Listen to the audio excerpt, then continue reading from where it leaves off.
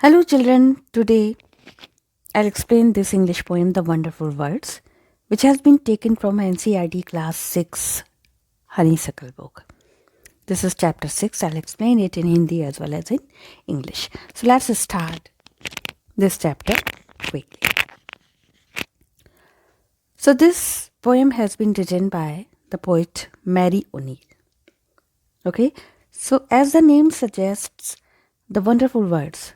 So that means this poem is about the importance of words. So let's start. Imagine a world without language. कि क्या आप कल्पना कर सकते हैं एक ऐसी दुनिया की जिसमें लैंग्वेज ना हो? All humans speak at least one language.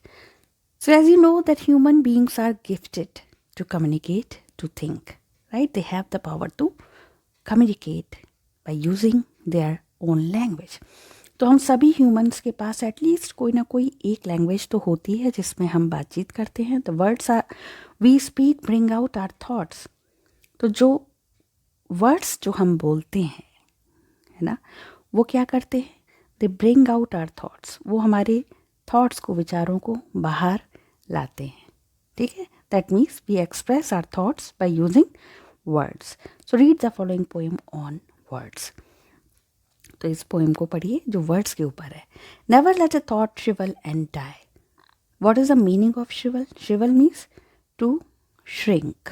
Shrink का मतलब आपको पता है, यानी कोई भी चीज़, जैसे कोई एक्सपेंडेड चीज़ है जो सिकुड़ के छोटी सी रह जाए, तो दैट मीन्स श्रिंक, यानी सिकुड़ जाना, संकुचित हो जाना या कॉन्ट्रैक्ट हो जाना. So never let a thought shrivel and die. किसी भी थॉट को सिकुड़ कर मरने मत दीजिए. These are the words. I am explaining word by word. ठीक है, लेकिन इसका मतलब क्या हुआ कि never let a thought shrivel and die. कि कोई भी थॉट आपके दिमाग में ना रह जाए. Why? For want of a way to say it. Want of means lack of, यानी कि आपको जो वे है, यानी कि जो तरीका है, अगर ये किसी थॉट को कैसे कहा जाए, तो उस कमी के कारण कोई थॉट आपके दिमाग में ना रह जाए. समझ में आया? Never let a thought shrivel and die for want of a way to say it. कोई भी थॉट आपके दिमाग में सिकुड़ कर मर ना जाए, यानी रह ना जाए, for want of a way to say it, क्योंकि उस कमी के कारण कि जो तरीका होता है इसको कहने का वो आपको नहीं पता हो, तो इस वजह से कोई थॉट आपके दिमाग में नहीं रहना चाहिए. Okay, so want of means lack of. Okay, lack of. So this is the explanation of these two lines. तो कोई भी थॉट आपके दिमाग में मर ना जाए, सिकुड़ कर रह ना जाए, क्योंकि आपको तरीका नहीं पता है कि उसको कैसे कहा जाए. For English is a wonderful game and all of you can play it. So as this poet's native language is English, so obviously this poet is talking about that English is a wonderful game. So this poet is talking about her own language, that is English. So according to the poet, English is a wonderful game. So that means English इतनी beautiful language है according to the poet कि वो एक game की तरह हो जाती है. And all of you can play it. That means if you know English well, if you develop your English language, that means if you nourish this language, if you perfect this language, then you can express anything in a very quick and easy way. That means it will be just like a game for you and you can play it well. That ये इसका meaning है. यानी कि अगर English जो है वो इतनी प्यारी लैंग्वेज है, इतनी वंडरफुल लैंग्वेज है कि वो एक गेम की तरह है और कोई भी इसको प्ले कर सकता है अगर वो इस लैंग्वेज को अच्छी तरह से सीख ले. That means if you know English well then you can express any idea, any thought beautifully. Okay, so all that you do is match the words to the brightest thoughts in your head. तो अब आपको करना क्या है? When you know English well, तो क्या करना है? बस आपको वर्ड्स को मैच करना है. किसके साथ? To the brightest thought in your head. तो यानी कि एक तरफ वर्ड्स हैं और एक तरफ थॉट्स हैं फॉर एग्जाम्पल, तो you have to just match them, okay, if you know English well. ठीक है, थॉट तो आपके दिमाग में है but you don't have words, then you cannot express them well, but if you know how to express them beautifully by using language, then it will be very easy for you, and English language will be just like a wonderful game for you. Okay, so आपको क्या करना है, बस match करना है words को to the brightest thought in your head. तो thought तो है, वर्ड्स नहीं है, लेकिन अगर वर्ड्स आपको आ गए तो आप आराम से उसको मैच कर सकते हैं। That means what ever the thought you have in your mind, you can express that beautifully if you know the correct words. Okay, so that they come out clear and true and handsomely groomed and fed. तो अगर आपको language आती है, अच्छी तरह से आपने उसको ग्रूम किया हुआ है, तो क्या होगा, इससे क्या होगा, so that they come out clear and true, they means here thoughts. तो अगर आप वर्ड्स को अपनी थॉट से मैच करना जानते हैं तो वो जो थॉट्स हैं वो बहुत क्लियरली और परफेक्ट तरीके से आपके माइंड से बाहर आएंगे, and handsomely attractively groomed and fed, तो वो अच्छी तरह से नरिश्ड हो पाएंगे। You got the point. So groomed and fed अच्छी तरह से नरिश होंगे, अच्छी तरह से वो पोषित होके बाहर निकलेंगे with the help of the words. So here the poet is emphasizing the importance of language, that you must learn a language well so that you are able to express your thoughts and ideas beautifully with the help of words. Now, for many of the loveliest things have never yet been said, क्योंकि बहुत सारी ऐसी beautiful या loveliest things हैं, ऐसी चीज़ें हैं जो अभी तक कही नहीं गई हैं, have never yet been said, अभी तक नहीं कही गई हैं, क्योंकि obviously we think that everything has been said, but you know every person has beautiful idea. So there are so many beautiful things which have not been yet expressed. तो अभी भी एक्सप्रेस करना बाकी है.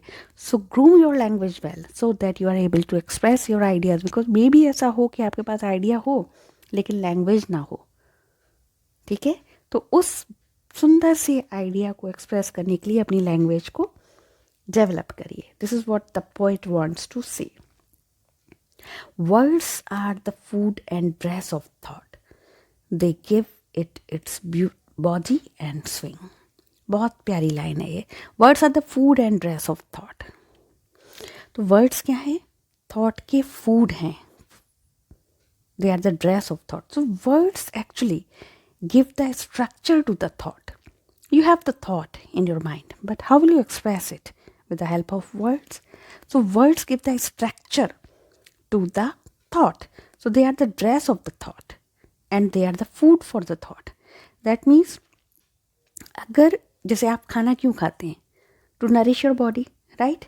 तो इसी तरह से words क्या करते हैं? They nourish the thought. Okay? And आप जो ड्रेस पहनते हैं तो क्या होता है? आप कोई भी कपड़े पहनते हैं तो वो आपकी ब्यूटी को एनहेंस करते हैं, है ना? उसी तरह से जो वर्ड्स हैं, they are the dress of the thought. They enhance the beauty of the thought. This is what the meaning. So they give it its body and swing. They क्या है यहाँ पर words? It क्या है? Thought. तो जो words हैं वो thought को इसकी body देते हैं. That means they give the structure. Words give the structure to the thought and swing. That means उसको गति देते हैं. यानी कि आपका जो कोई भी thought है वो बाहर तभी आता है जब आपके पास appropriate वर्ड्स होते हैं. ठीक है. And everyone's longing today to hear some fresh and beautiful thing. Everyone here apostrophe s means it is the contracted form of everyone is. ठीक है. And everyone is longing means wishing. That means हर कोई चाहता है. Long means to wish. क्या चाहता है? Everyone is longing today. हर कोई क्या चाहता है आज? To hear some fresh and beautiful thing. हर कोई आज कुछ नया फ्रेश, कुछ सुंदर सुनना चाहता है। तो हर कोई कुछ नया और कुछ सुंदर सुनना चाहता है, क्योंकि जो अगर आपने एक बार सुन लिया तो repeatedly you can't hear the same thing again and again. So everyone is longing, हर कोई क्या चाहता है, everyone is willing to hear fresh and beautiful thing. सबको हर बार कुछ नया चाहिए होता है, ठीक है। तो अच्छा सुनना चाहता है हर कोई। But only words can free a thought from its prison behind your eyes. लेकिन केवल वर्ड्स ही हैं जो आपके थॉट को फ्री कर सकते हैं। कहाँ से? From its prison behind your eyes. That means thoughts are, you can say like the thoughts are caged. Okay, क्या है वो? अंदर पिंजरे में बंद हैं। कहाँ पर?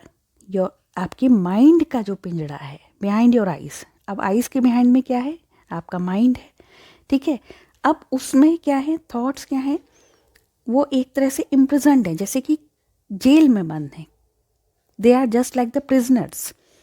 तो यहाँ पर कंपेयर कर रही है पोइट किसको? थॉट्स को एक प्रिजनर की तरह और आपके माइंड को एक प्रिजन की तरह। यानी कि आपका माइंड एक जेल है और आपके थॉट्स क्या है? कैदी हैं।